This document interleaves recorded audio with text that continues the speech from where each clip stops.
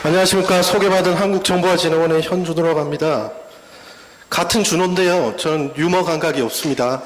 그 점 이해해 주시고, 저는 마지막이라서 아주 간단하게 말씀드리겠습니다. 그리고 개발자분들이라서 사실 저는 여기 있으신 개발자분들하고 달리 저는 개발자는 아닙니다. 그래서 사실 조금은 아주 다르고 제일 떨리는 순간이 아닌가 싶습니다.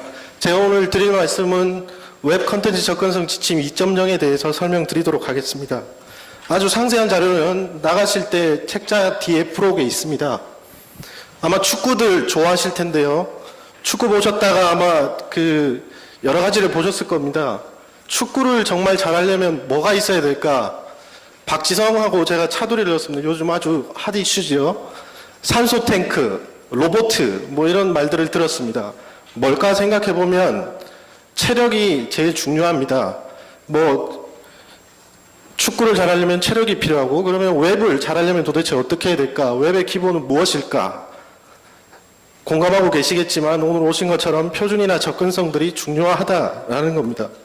축구에서 체력이 중요하고 웹에서 표준이나 접근성 준수 없이는 최고의 선수나 최고의 웹사이트는 되기 어렵다는 게 저의 생각입니다. 접근성에 대해서 여러 가지가 있는데요. 저기 BBC 방송국에서 쓰는 모토입니다.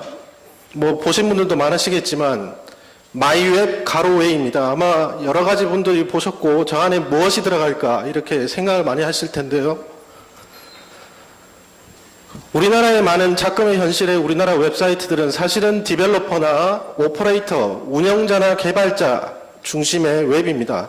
하지만 매번 말씀하실 때 제일 중요하게 생각하시는 것은 사용자라고 생각하실 겁니다. 그런데 우리가 많이 놓치고 있는 게 이 사용자라는 것을 놓치고 있다라는 겁니다. 웹이라고 하는 것이 쓰는 방법이 굉장히 다 제각각이고 사람들이 많이 다양하게 쓴다는 것을, 마이웹은 나만의 방식으로 본다는 것을 이해하는 게 웹을 만드시는 분들이 조금은 신경 써주셔야 될 부분이라고 생각합니다.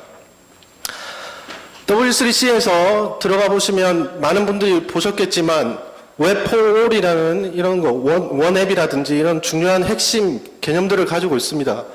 W3C에서 미션이라고 하는 W3C가 존재하는 이유가 되겠죠.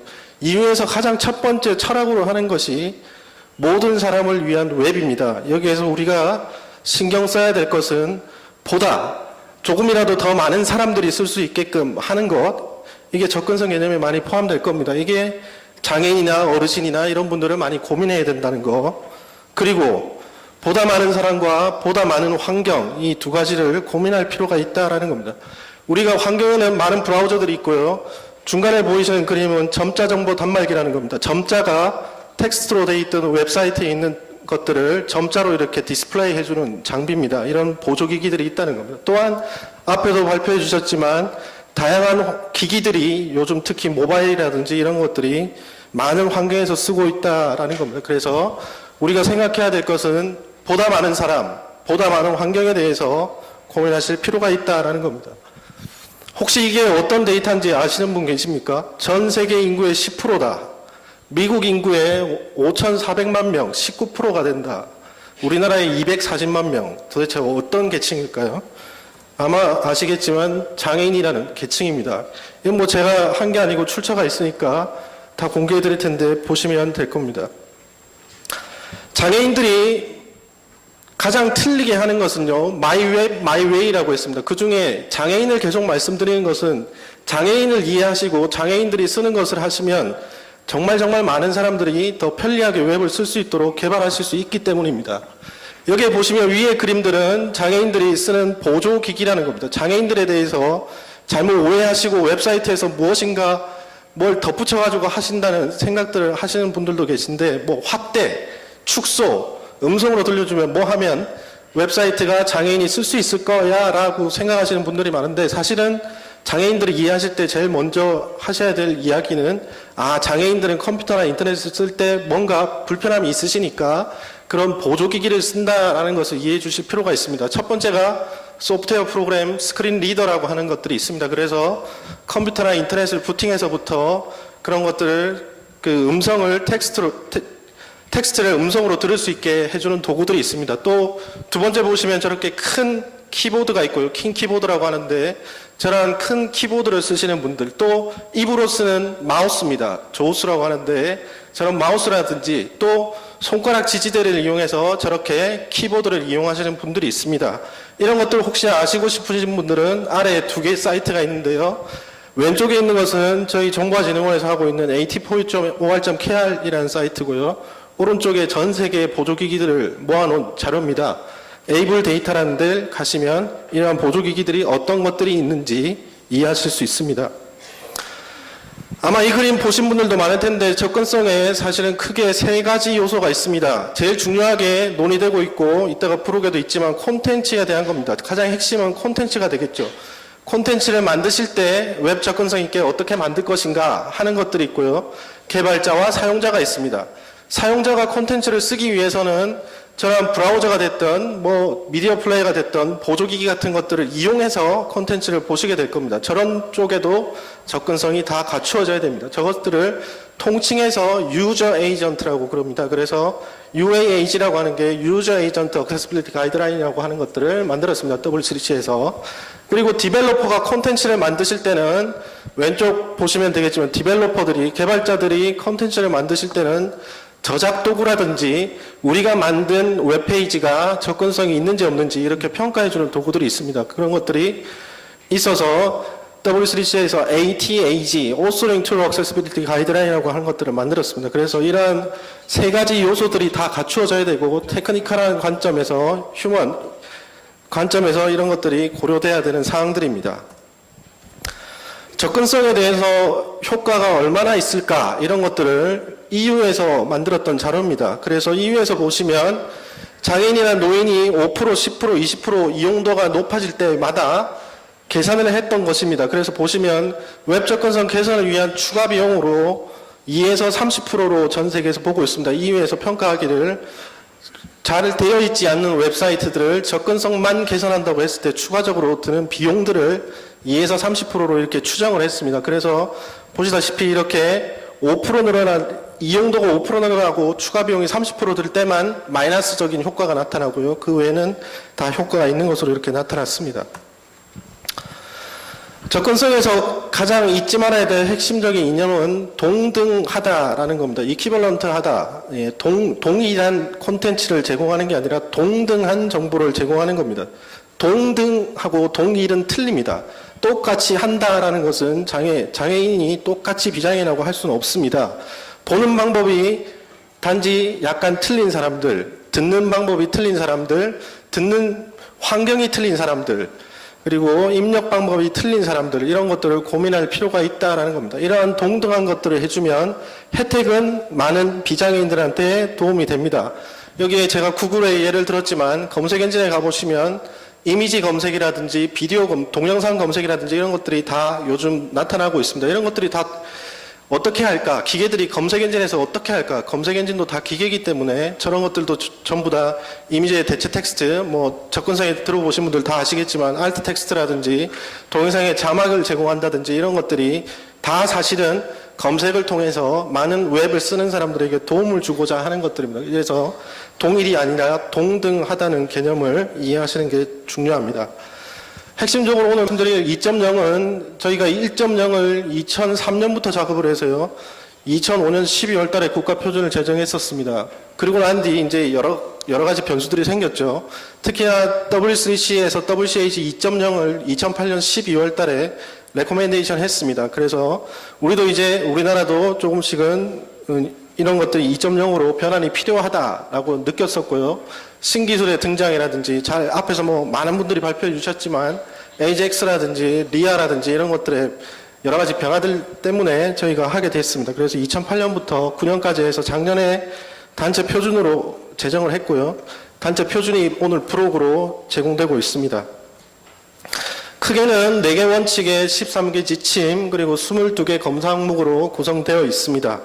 내용들을 보시면 1.0에서 2.0으로 W3C가 바꿀 때 가장 이렇게 크게 했던 것들은 플렉서블하게 기술이 예전에는 좀 HTML 중심적으로 이렇게 되어 있었는데 여러 가지 웹 기술을 활용할 때 범용적으로 쓸 수 있는 유연성을 제고했고요. 두 번째는 그것들을 보다 많은 사람들이 왜 검증 가능성이라고 하는 것은 많은 사람들이 그것들을 동등하게 검증할 수 있도록 해주는 겁니다. 왜냐하면 대부분의 나라에서 선진국, 우리나라 이런 곳에서 전부 다 법률적으로 이제 웹 접근성을 준수하게 하고 있습니다. 우리나라도 이제 민간 기업도 2013년까지 다 준수해야 되는데요. 이러한 여러 가지 이제 법률적인 제약들이 들어가기 때문에 검증 가능성에 대해서 굉장히 고민을 많이 했습니다. 그래서 1.0에서 2.0에서 이렇게 변화가 있었고요. 2.0의 크게 이제 원칙들을 말씀드리면 POUR이라고 저희가 약자로 뭐 쓰기도 하는데요. 인식을 할 수 있게 해주십시오라는 겁니다. 장애인이 비장애인하고 다르게 인식을 못하는 A라고 하는 콘텐츠가 있으면 A-B라고 인식하는 게 아니라 A를 A라고 인식할 수 있도록 해주십시오라는 겁니다. 두 번째는 그렇게 인식을 해서 이런 것들을 운용할 수 있게 해주십시오라는 겁니다. 그 다음엔 그것들을 보다 쉽게 이해할 수 있게 해주십시오가 언더스탠더블이 되겠습니다. 그리고 나서 기술의 여러 가지 기술적 환경에서도 가능하도록 라버스트하게 견고하고 진보성 있게 만들어 주십시오라는 겁니다. 구체적으로 보시면 이건 이제 뭐 제가 맡은 시간 20분이어서 이걸 뭐 한 10분당 다 설명을 드릴 수는 없을 것 같고요. 간단히 말씀드리면 대체 텍스트, 그리고 동영상의 자막, 그리고 콘텐츠 명확하게 전달해야 된다. 이렇게 세 가지가 구성되어 있습니다. 뭐 접근성에 아마 다 아실 거라고 믿는데 이미지 같은 것들 쓰실 때 이미지를 볼 수 없는 사람들, 볼 수 없는 환경에서 그것들을 인식할 수 있도록 대체 텍스트를 단다는 게 첫 번째가 되겠습니다. 두 번째는 동영상 같은 것을 제공하실 때는 자막이나 원고 또는 수화 중에 하나는 제공해 주셔야 된다라는 겁니다. 세 번째가 1.0에서 2.0으로 바뀔 때 좀 많이 변화가 된 건데요. 여기 보시면 명확한 지시사항 제공은 뭐 오른쪽 하단에 있는 버튼을 누르십시오. 그러면 오른쪽 하단을 보지 못하시는 분들은 그것들을 할 방법이 없습니다. 이런 불명확한 지시사항 같은 것들은 쓰지 말라라는 게 1.3.2입니다. 그리고 1.3.3은 우리나라에서 좀 많이 어겨지고 있는 건데 고대비를 좀 생각해 주십시오라는 겁니다. 그래서 고대비 같은 것들을 해달라는 것이고요. 1.3.4는 어떤 특정 웹사이트에 들어가서 음악 같은 것들이 막 자동으로 재생되는 게 있습니다. 그러면 소리로만 컴퓨터를 이용하시는 분들은 두 가지 음성을 듣게 됩니다. 컴퓨터 소프트웨어에서 나오는 소리랑 음악, 자동으로 나오는 소리 때문에 컴퓨터를 이용하시는 굉장히 불편함이 있습니다. 그래서 자동으로 배경음악이 나오지 않도록 해야 된다. 이런 것들이 있습니다. 그리고 색상을, 이걸 또 오해하시는 분들이 있는데 색상을 쓰지 말라. 디자이너 분들이 우리 그럼 디자인 색 하나도 쓰지 말아야겠네. 이렇게 오해하시는 분들인데 그게 아니라 색 하나만으로 정보를 제공하지 말아 주십시오라는 겁니다. 뭐 빨간색은 필수 입력 사항이라든지 뭐 색깔 조그마한 차이로 뭐 예약이 가능한 날짜, 불가능한 날짜 이렇게 쓰시는 것들을 하지 말아 주십시오라는 겁니다. 두 번째, 오퍼러블 운영의 용이성에는 크게 네 가지 지침이 있습니다. 그래서 뭐 많이 아시겠지만 마우스를 다 쓰실 거라고 생각하시지만 마우스를 쓰지 못하시는 분들이 많습니다. 그래서 키보드만으로도 콘텐츠에 접근할 수 있도록, 그 기능에 접근할 수 있도록 하자는 게 가장 중요한 것이고요. 이번에 새롭게 2.0에서 들어간 게 초점 이동입니다.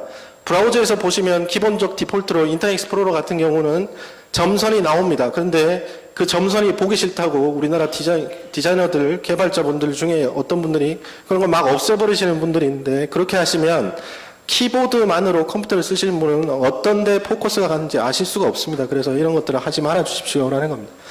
두 번째 지침은 충분한 시간을 제공해 주십시오라는 것이고요. 세 번째는 깜빡이는 것들을 쓰셔가지고 발작을 일으키시는 분들이 있습니다. 그런 분들이 있기 때문에 광과민성 발작 증세라고 하는데요.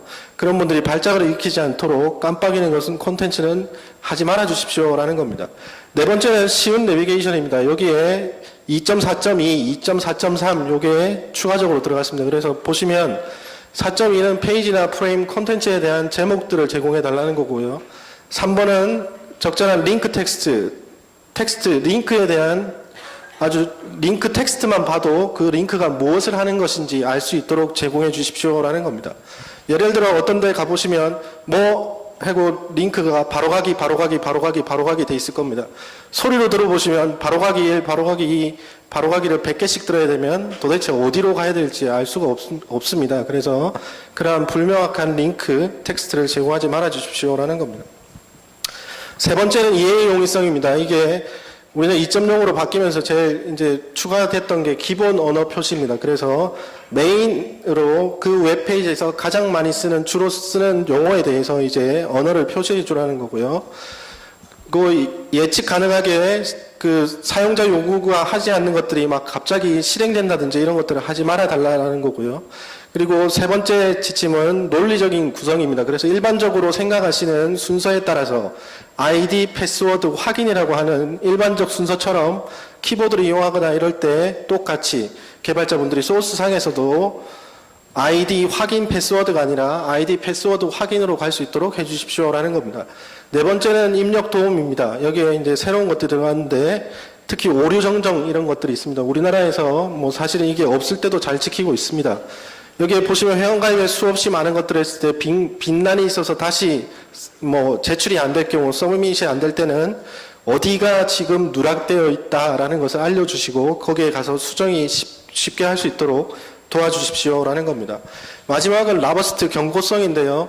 여기에는 문법 준수라는 게 들어갔습니다. 원래 W3C에서 예전 1.0에서는 W3C에서 발표하는 최신의 기술을 모두 다 지켜라 이렇게 돼 있었는데요. 우리나라는 그걸 1.0 할 때 넣지 않았습니다. 그리고 이번에도 논란이 많았지만 이번에 했던 것은 마크업 오류 방지라고 해서 열고 닫기 그리고 중첩 관계 여기에 대해서는 만큼이라도 꼭 지켜달라라고 이렇게 넣었습니다. 그리고 마지막은 웹 애플리케이션 접근성 준수해서 리아라든지 플래시 플렉스 뭐 실버라이트라든지 에이젝스라든지 이런 새로운 기술들 쓰실 때 그것들이 안 될 때도 잘 될 수 있도록 해 주십시오라는 겁니다.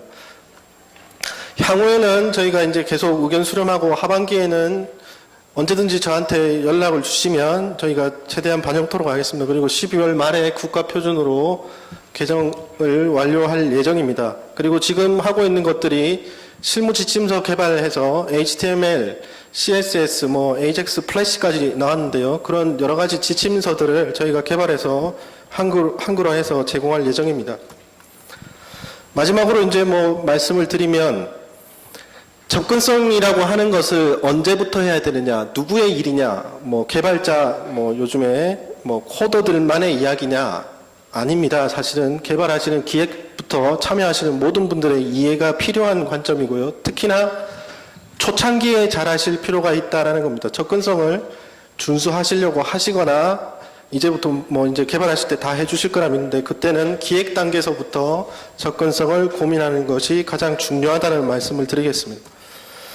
두 번째, 제가 이제 뭐 웹에 실제적으로 개발을 하면서 사는 사람은 아니지만 제가 지금까지 봤던 아주 간단한 영어 형용사 3가지를 여러분에게 말씀드리고 싶었습니다. 제이콥 닐슨이라고 하는 사용성에 대해서 아주 유명하죠. 우리나라 번역도 많이 돼 있고 한 책이 있는데 그분이 Use IT라고 해서 이제 뭐 2주에 한 번씩 이렇게 짧은 글들을 이메일로 보내주십니다.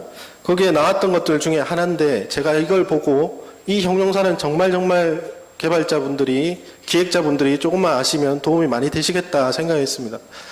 이 사람이 말했던 3가지 사용성이 높은 웹이 성공하기 위해서는 3가지 형용사가 중요하다라고 이렇게 했습니다. 첫 번째가 possible입니다. 가능해야 된다.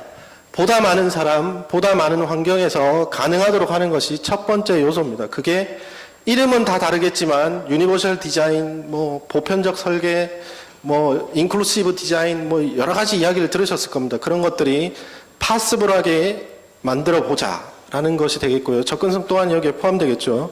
두 번째는 보다 쉽게 만들어 주십시오라는 겁니다. 그게 많이들 고민하시고 하시는 유저빌리티 관점이 되겠습니다. 그 다음은 고객들이 원하는 바를, 목적을 달성하기를 조금 더 빠르게 할 수 있도록 해주십시오라는 겁니다. 가능하게 하고 쉽게 하고 빠르게 하자. 이것들이 아마 선생님들이 조금만 이 형용사가 아주 간단한 형용사니까 메모하셨다가 보시면 더 좋은 웹사이트, 더 좋은 시스템을 만드실 수 있을 겁니다. 제가 항상 마지막에 썼는데 오늘 마지막은 아니지만 접근성은 제가 생각하기에 이렇게 발음나는 단어가 있는데요. 농협에서 갖다 썼더라고요. 근데 사실은 제가 먼저 썼습니다. 가치라고 발음나는 2단어인데요. 첫 번째는 together라는 의미입니다. 접근성을 하시는 것은 여러분들이 더 많은 사람들, 장애인이 비장애인하고 동등하게 웹사이트를 더 같이 쓸 수 있다는 의미고요.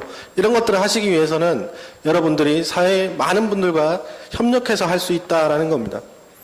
두 번째는요, 그런 투게더 같이 하게 되시면 정말로 세상을 더 가치 있게 만드실 수 있다라는 겁니다.